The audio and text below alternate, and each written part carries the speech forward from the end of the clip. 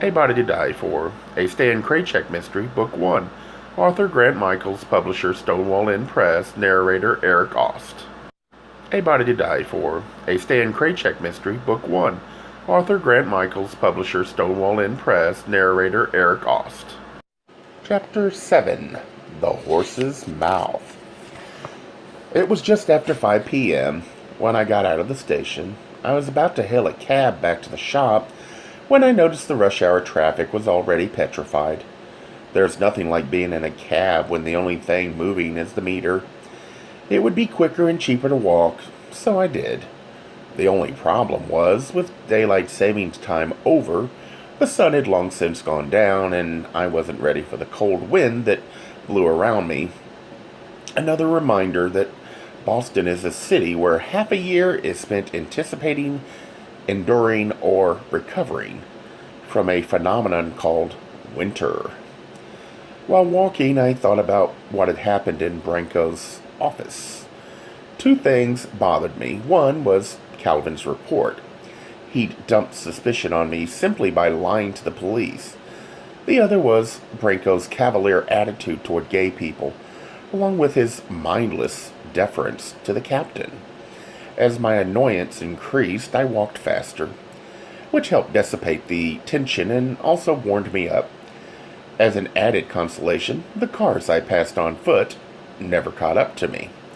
It was around 5:30 when I walked into Snips and Nicole jumped on me. "You're in trouble, lover boy." "Now what?" She pointed to three glamorous young women waiting impatiently in the lounge area. With the photo session canceled earlier that day, I'd assumed my afternoon was free, and since I hadn't checked the book, I was solely to blame. I shrugged and went to the women. "Well, ladies," I whimpered like a pathetic puppy. "I apologize. I was in the South End, and the traffic is hell." They smiled politely, if insincerely. "I'll be with you all in a minute." I went back to the desk where Nicole gave me a look that implied I'd been up to no good. "Was the lieutenant happy to see you?" "Cool it, doll." "Oh, I'm cool, Stanley, but you're not." "If you're referring to my highly charged aura, it's from the brisk walk back here in the cool evening air. I thought it was a feminine hysteria." "That is a sexist remark, doll. Gay men are prone to it, too." I checked the book. One full color, one perm, and one highlighting. Yikes. With 3 jobs like that, I knew we'd all be at the shop until after 7 o'clock. The only civilized solution was to make it into a party. I set the woman up at 3 adjoining stations where I could work them in tandem, kind of like an assembly line. That way my hands could always be busy on one while the chemicals worked their magic on the other 2. Timing got a little tricky, but I managed. I am, after all, a professional. Later, when the critical work was done, Nicole brought out the liquor. The annoyance over my being late had completely vanished, and by the time I finished with them, the 5 of us were feeling pretty festive. All 3 women tipped me generously. When they left, Nicole poured herself and me another drink and asked, "What did happen with the lieutenant?" "Everything and nothing," I said. I didn't want to tell her yet about my specialist arrangement with Branco. I grabbed for her cigarette case, but she slapped my hand. "Not tonight, Stanley. I've only a few left." "What are friends for?" "Anything but ruining perfectly good cigarettes. Now go on with your story." She lit a gold-tipped lavender cigarette. "It's simple. Calvin Redding is trying to pin the whole thing on me." Nicole blew the smoke out and hard. "That's ridiculous." "I know, and I don't see how the cops are so blind to the kind of person he is. Dear boy, you have the advantage of being his hairdresser. You know things about him even his mother hasn't guessed." "You may be right, but I'm not finding anything that's helping me clear myself no matter whom I talk with. It's just more vagueness. I feel as though everyone is lying to me. Maybe they are. So, what do I do next? Why don't you confront Calvin directly with his lies? Get it straight from the horse's mouth. In his case, it's the horse's ass. But it's impossible. He's being held at Charles Street Jail. Nicole thought a moment. I'm sure they have visiting hours there. I shook my head. It's a jail, Nicky, not a Swiss spa. Instead of answering me, she picked up the nearby phone and, while holding the cigarette, called information. Another all-right axiom of smoker's etiquette. Never rest a cigarette on an ashtray. Either smoke it or extinguish it. After a moment, she said, Charles Street Jail, please. Another moment. The main number is fine, thank you. Then she hung up and dialed another number, and with a sultry voice, she said, Do you have a visiting hours? She might as well have been saying, Hey there, in a pickup bar. The rest of her conversation was interspersed with pauses. You do? It's my nephew, Calvin Redding. Yes, he was arrested for drunken driving or something. Adult detention unit. Thank you. Then she hung up the phone and said, You're out of luck, dear. The visiting hours are from 11 to 1. And since it's after 7, she inhaled deeply, then smiled mischievously as she let the last of the smoke curl out from her mouth. But they did say Calvin's attorney could go any time. We looked at each other, and I knew we were both thinking the same thing. I said, Forget it, Nicky. I have plans tonight. My friend Wade has tickets to the ballet. I'll call him with your regrets, Stanley. But, Nicky, I've never done lawyer drag before. Darling, it's easy. Just wear your dark suit and look harried. I even have an attaché case you can borrow. Not that pink thing with the loopy closures. Nicole looked down her nose at me. That is my beach bag, Stanley, made expressly for me by a young designer in Nice. No, darling, I have a real attaché case. She went to the locked closet and came out with a fine quarter-van case with soft handles. It's from Mark Cross. Why do you have that? For when I see my accountant. You're not the only person who understands the importance of the proper accessory. It doesn't matter, Nicky. I can't go through with this. Even if I do get past the guards, Calvin will tell them I'm fake. Darling boy, Calvin will be so amazed to see you, he won't say a word. Just make him believe you're there to help him. That's going to be a good act. He's only going to lie to me anyway, so why bother? You have to think positively like a lawyer. If you help him, you get money. The more help, the more money. Is that what they call an affirmation? Yes, darling. But in your case, Nicole blew a huge cloud of heliotrope-colored smoke at me. It's for free. I picked up the attaché case and said, Well, if I'm going at all, I'd better get going. Wish me luck. Call me if you need bail. For Calvin? No, dearest, for yourself. Thanks, doll. That's a great send-off. Don't forget to call Wade about the ballet. Darling, I intend to go with him myself. That's swell, Nicky. What if I need you? I'll inform my answering service where to find me. Enjoy yourself then. Don't snore too loudly. I'll tell you all about it, darling. I left the shop and headed home. I had a feeling that Nicole was purposely trying to undermine my commitment to the case. She knew I loved the ballet, and I knew she didn't care much for it. She wanted me off the case, yet she'd goaded me to visit Calvin in jail. While she took my place at the theater, she was in control as usual. Outside my apartment door, I found a package from my mother. In New Jersey, packed inside as carefully as Fabergé Easter eggs, were homemade poppy and pastries, rolled and filled and shaped with my mother's very own hands. Though she had no idea I was involved in a murder case, I wondered if my mother sensed physically that I was getting into deep honey these days. A gift from home meant she was thinking of me more than usual. I figured I'd enjoy the sweets as a reward later on, after I returned from my unpleasant mission at the jailhouse. I quickly fed Sugar Baby, then charged into my charcoal gray three-piece suit. I looked great, but I did not look like a lawyer. Within 15 minutes, I was back on the street getting a cab to take me to the Charles Street jail. A clunky old checker stopped and I got in. When I told the driver where I was going, he said, "You don't look like you're dressed for jail." "I'm seeing a client." "You a lawyer?" "Yes." "Funny, you're not driving yourself." "My wife has a Jaguar tonight." He let me off at the jail entrance. The bright lights within contrasted against the chilly darkness outside. I opened the door. It was like stepping out of the wings into stage.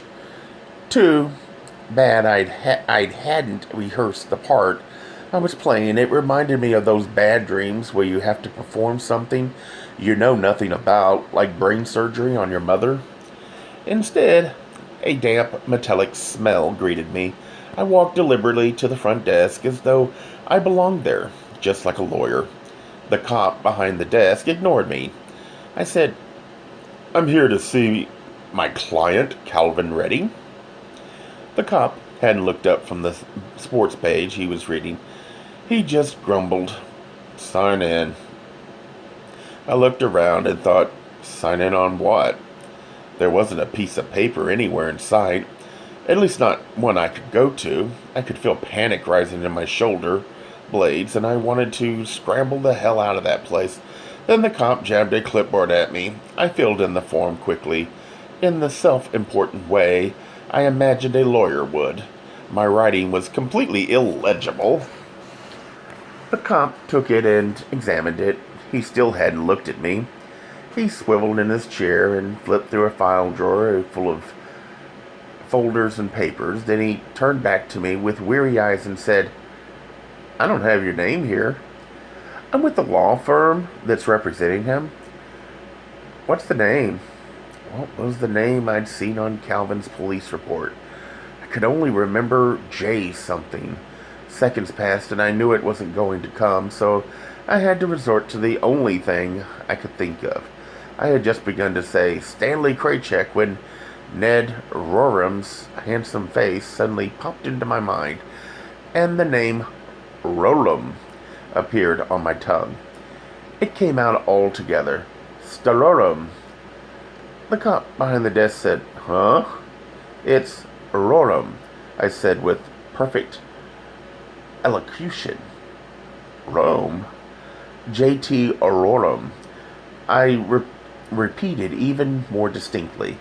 The cop twisted his head and gazed at me with a suspicious, bureaucratic eye. Then he picked up the phone and dialed a number. "I got a guy here, says he's a lawyer, wants to see Redding. In cell 28B? Yeah. Hang on." He looked at the form I'd filled out, then squinted at my illegible writing. "I can't read the name here." "It's Rollum," I screamed, trying to jam his Neanderthal logic circuits with my lawyer's persona. "Okay, mister, okay." He said the name into the phone, then hung up and turned to me, still avoiding my eyes. "You seem kinda nervous, Mr. Rome. Have a seat there." What would a lawyer do, sit or stand? I decided to stand, and also realized it was good that I was so nervous. Who ever heard of a relaxed lawyer? After all, my client's life and my fee were at stake. Then a big metal door opened, and I heard a voice call out, "Rome?" I walked to the door and met the guard we'd called my name. His badge said Sergeant Verdrone. He was young and dark-haired, with a brutish face and brown eyes. When he spoke to me, I thought he might smile and dissolve all the hardness behind his face, but he didn't. "You here to see Calvin Redding?" I nodded. "Follow me." He led me to a tiny room with glaring bright fluorescent lights. It had no windows and only the single door I'd come through. "Wait here," he ordered. A few minutes later, he returned with Calvin. The guard asked him, "This your lawyer?" By the look in Calvin's eyes, I thought he would tell the guard who I really was. I returned his gaze and gave my head an imperceptible shake. "No." Calvin said sullenly, "Yeah, that's my lawyer." The guard left us alone in the room. Calvin muttered, "What do you want, Vanos?" "That's a pretty lousy welcome, Calvin, considering I'm trying to get you out of here." "Like hell. Where did you get my lawyer's name?" "A little bird told me." "Who?" "I have my sources." "Well, you ought to verify your information. My lawyer is a woman." With sexist stupidity, I'd presumed otherwise. "Now, what do you want here?" he asked. "Calvin, I told you, I'm trying to help." He just glowered at me. I said, "I think the police may have made a mistake." "That's not what you thought last night." I was upset. I said things I didn't mean. "And besides, I talked with your downstairs neighbor, and he says he remembers when you came home." "So?" "By his reckoning and the coroner's report, Roger was already dead when you got home. He's given you a perfect alibi." "I don't need an alibi. I'm in here for a bogus drug charge, not murder." He looked at me suspiciously. I could almost sense him wondering whether I'd seen his report, the one that implicated me. "Of all the people who might help me, you're the last one I'd expect." I recalled Jeannie Doughton's similar sentiments earlier that day. "Calvin, I'm helping you because you're a client." "There's got to be more to it than that." I gave him my heart-to-heart look. "I want to find out what happened to Roger. I want to know who did it." "Why?" "I just do." I felt swarmy discussing Roger, especially since Calvin was my own favorite for suspect number one. When I found him dead, "Calvin, I got irrational and thought you did it, but now I realize I was wrong and I'm sorry, but I also realize you can help me find the truth. You were with Roger. You knew him." Calvin shook his head. "You're so sentimental, it's sickening. If it helps you get you out, what do you care?" "But I was thinking I may be sentimental, pal, but I'm passing the noose back to you to get you convicted for what you did." Calvin sat back and said, "Do you have a cigarette?" No." Damn. There he was, just about to cooperate, and me without cigarettes. Maybe the guard. Never mind. He leaned forward again and spoke slowly through his teeth, as though talking to an obstinate child. "I already told the police the whole story."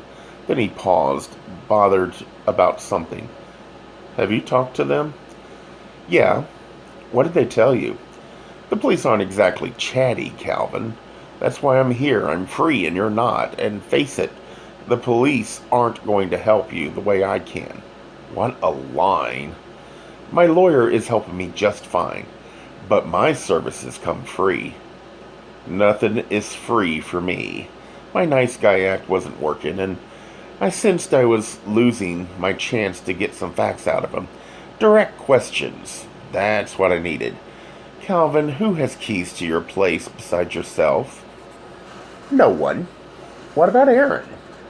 "I heard he comes and goes whenever he wants." "Who have you been talking to?" "I told you. Hal Steiner, your downstairs neighbor." "Has he got keys too?" "What if he has?" "Then he's a possible suspect along with Aaron." Calvin put his chiseled face close to mine. Too close. His breath smelled of artificial coffee creamer. He seemed to think the room was bugged and looked around to make sure we were all alone. He whispered, "Aaron's not involved in this." "How can you be sure?" "He could have gone up to your place." Found Roger and killed him in a jealous rage. Aaron's not the jealous type. Then maybe there was some other motivation. Where can I find him, Calvin? What do you want him for? Just to talk. Find out what he was doing that day. Calvin, he could be the killer. Why are you protecting him? I'm not. Calvin watched me for a moment. It was clear we didn't trust each other. We had no reason to, but I figured that eventually he'd blurt out some atomic particle of truth, and I'd have something to go on. Okay, he said, you're right on one account. Someone did it. It wasn't me. And I don't know who it was, but maybe Aaron knows something. Maybe it even was him. But where you'll find him depends on what he's using. Whom, I thought, with a nervous tick. Calvin continued. He works at Neiman's, and sometimes he teaches jazz dance. Where does he teach? My ex-lover was a ballerino, so that caught my ear. Wherever they'll hire him. He's all over town. Just don't tell the police. Why not? He's already in enough other trouble with them. Those little bits went into the old check data cruncher. Then I said, Calvin, is there anyone who might be trying to frame you? Long pregnant pause. No. Why? No one at work? Calvin scowled and spoke to me with slow staccato words as though English were my second language. This has nothing to do with work. Point made. Okay, then answer another question. Why did you try to get rid of the ties on Roger's body? Who told you that? I read it in the police reports. I thought you said the cops didn't tell you anything. They didn't. I read the reports myself. All of them? He asked nervously. Yep. I said. Calvin squirmed in his chair. Now he knew I'd read the lies he wrote about me. So, Calvin, why did you try to flush the ties with the drugs? Those were my fucking ties, if the police found them. But they did find them, Calvin. You only dug yourself in deeper. I didn't do it. I don't know who did. But when I find out, nip it, Calvin. Why don't you just tell me what really happened and put the whole matter to rest? You're completely off the track. The guy is dead, Calvin, and I'm still wondering how and why you did it. I'm telling you, I didn't kill Roger. I came home and he was dead on the bed. And to celebrate, you just so happened to slip in to him from behind. Was he already dead when you put it in? What are you talking about? The autopsy report says they found lube in Roger's rectum. Someone had something up there. Maybe he used a dildo. Come off of it. What happened? What else did you flush down the toilet? A used condom? Calvin got up and called the guard. Take me back to my cell. What goes around comes around, Calvin. The guard came in and led him away. I yelled after them. And I'm helping yours come around.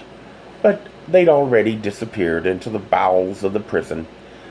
When the guard returned to escort me back out, he said, I thought you was his lawyer. I feigned grave disappointment in my voice. I was. What happened? He lied to me. I shook my head judiciously, like Perry Mason. How can I help him if he betrays my trust? I walked home from the jail. I needed the physical activity to relieve the tension of performance. All I could think was, what a wasted effort, and I'd missed the ballet because of it too. It was cold and dark now, almost like the middle of winter. It was only the end of October as I crossed the last intersection before my block on Marlborough Street. A car revved its engine, the typical sound of a desperate Boston driver trying to get a motor going in the cold. That's what I thought until I heard the squeal of rubber and saw the car coming toward me. I froze in the crosswalk, blinded by halogen headlights. My legs were heavy and immovable. 2 tons of metal raged toward me, but it all seemed to happen in slow motion. I could almost make out the marquee on the car hood when a voice inside me screamed, "Jump!" I pushed with every erg of strength in my legs. I was midair when the car sped by. Then I crashed down to the pavement. I watched from the cold, hard ground as it swerved onto Starro Drive and out of sight. "Asshole!" I screamed. I didn't even think to get the plate. I was too relieved to be alive and thanked my springy Slavic legs for saving me. A Gay Mysteries audiobooks. I think it is easy to hate a label, but a face humanizes the word. So this effort is twofold: to offer comfort to those like myself that your world didn't end because you don't fit into the view of acceptable society on both sides, and in hopes of helping those with family that are LGBTQ, that it doesn't mean we are aliens from the child they once knew. Reassure them so they can maybe be supportive at the same time, being true to their values.